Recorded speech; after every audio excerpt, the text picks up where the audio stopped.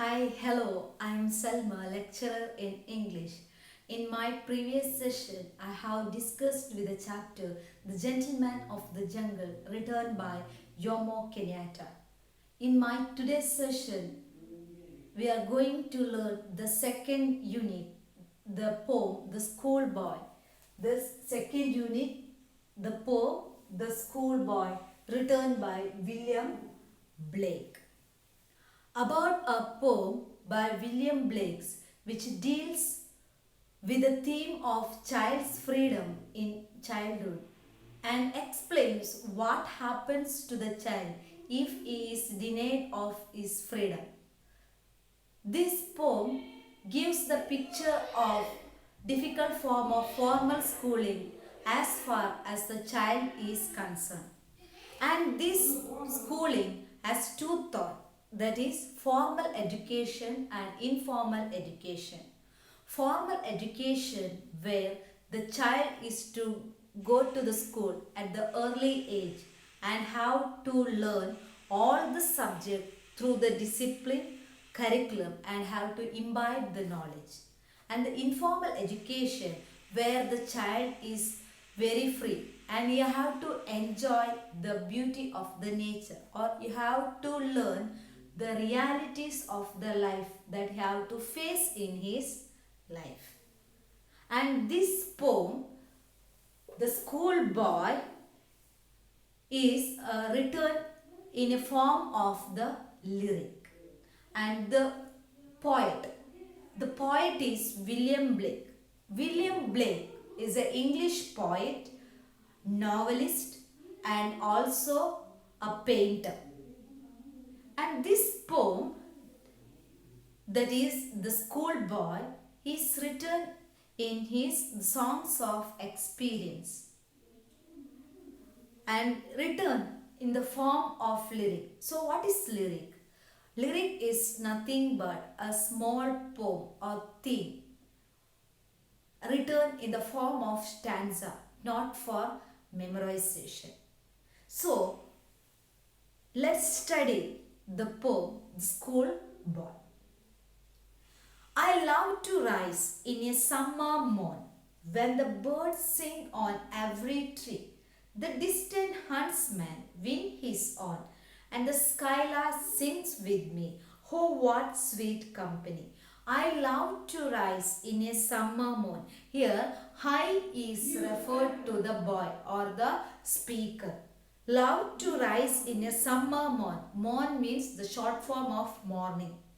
Here the speaker or the boy, he loves to wake up in a summer morning or in a bright morning.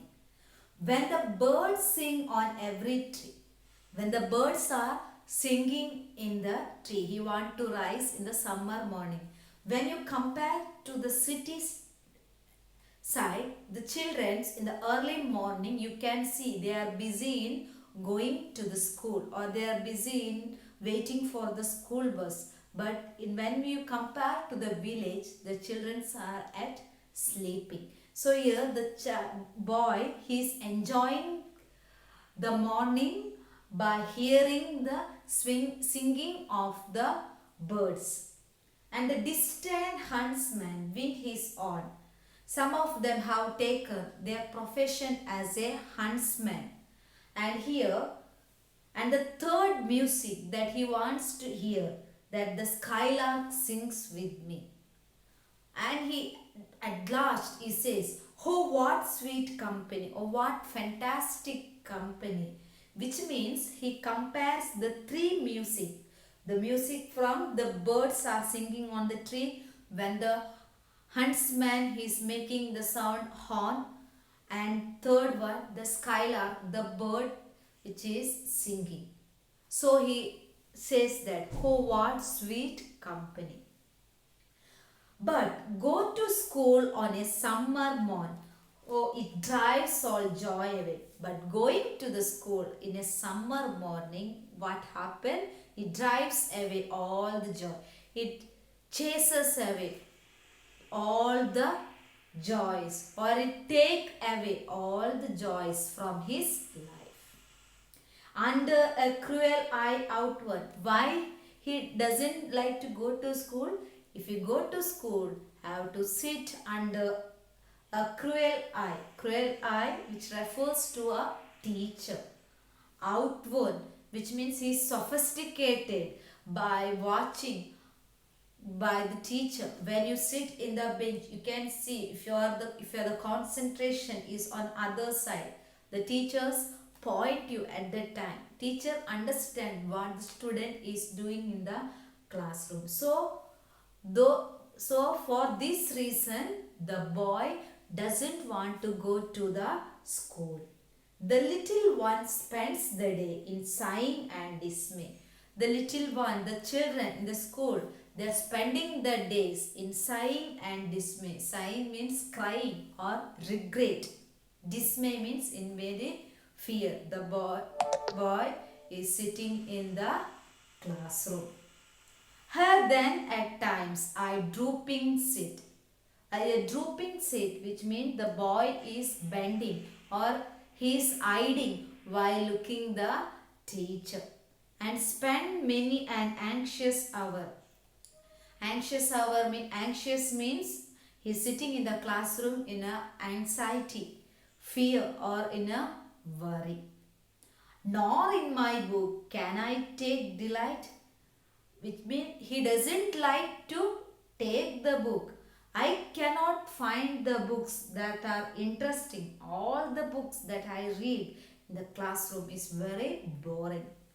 Nor sit in learner's bower. Your learner's bower refers to the classroom. On through with the dreary shower. On means he is tired through the dreary shower. Means the difficult process of the subject. Or in many hours, the several hours, the boy has to sit in the classroom. In the school, you know that not only the student is having 1 or 2 hours, he is having more than 3, 4 or 8 hours per day. The child has to sit in the classroom. So the boy is saying that sitting in the classroom and learning is very much difficult. So he doesn't like to go to the school in a summer morning. He don't want to learn from the classroom. Why? Because the teacher is very much strict in the classroom and the subjects that you are learning is very much bored. How can the bird that is born for joy? The boy here is questioning. How can the bird that is born for joy? Here bird is referred to the child.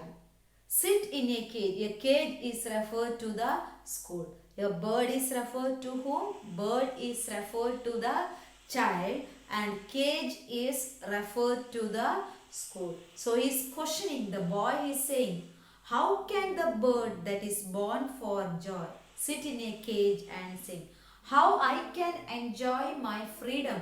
If I sit in a cage, if you put me in a cage, I loses all my freedom. How can a child, when fears annoy, how can a child get hurt? How can the child enjoy his freedom? But droop his tender wing and forget his youthful spring. He is saying, how can a boy forget all his enjoyment while he is restricted in a cage? How he can enjoy all the freedom in the youthful time? All other children in my age, all the children, they are enjoying their life. If you put me in a cage, how I can enjoy? He is questioning. Who? The boy is questioning. Oh father and mother, if birds are nipped, if the birds are cut off and blossoms blown away. Your blossom is referred to the natural talents as blown away. And if the tender plants are stripped, taken away of the joy in the spring day by sorrow and care, dismay. He's saying, he's questioning, how can you expect or how can you think that the child has the natural talent? If you are put the child in a cage, how he can enjoy all those things. Some kind of freedom has to given to the children. You know that in the education, it is speaking about the formal education. In the formal education, the parents, what they doing? In the early age, they're preparing their child to go to the school. They're learning all the subject. But after 15 years or 14 years, you may come understand that child is very much bored by learning. Because of the tough syllabus, you are forcing the child to learn all the syllabus. Such a education. So here the William Blake, he says that the child has to learn education through informal. Have to learn all the things what is happening on this earth. Education must be given for the enjoyment, or have to learn the realities of life that you are going to face. We should not force the children in formal education. The child must cultivate, each and every child must cultivate the talents within him. Not only reading the books, all the knowledge the child have to get. Such a education parent has to given to the children. And the last stanza, it is philosophical, it is questioning. How shall the summer arise in joy, or the summer's fruits appear? Or how shall we gather what griefs destroy, or bless the mellowing ear when the blasts of winter appear? How shall the summer arise in joy, or the summer's fruits appear? He is asking how we can get all the fruitfulness, happiness, if the joy, everything, if it vanish away from us.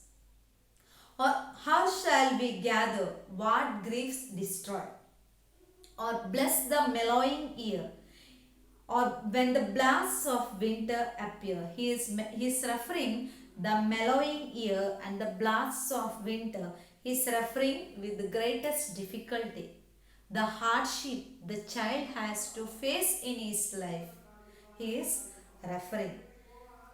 And he says that when the child grows up, when the child have to face the tough situation, difficulty or hardship in his life, if you destroy all those happiness, freedom from the child, how you can build a child in a good way? All kinds of education parent has to give up. It is the duty of the parents to give the child a best education. But in the way, in education, if you are giving the education to the child, it should not force the child to read the books. Parents have, what the parents has to do, parent has to encourage the child, have to encourage the hidden talent in the child. That is the education. Here William Blake's, he is explained in this poem. That is today's session. Until then, see you. Have a nice day.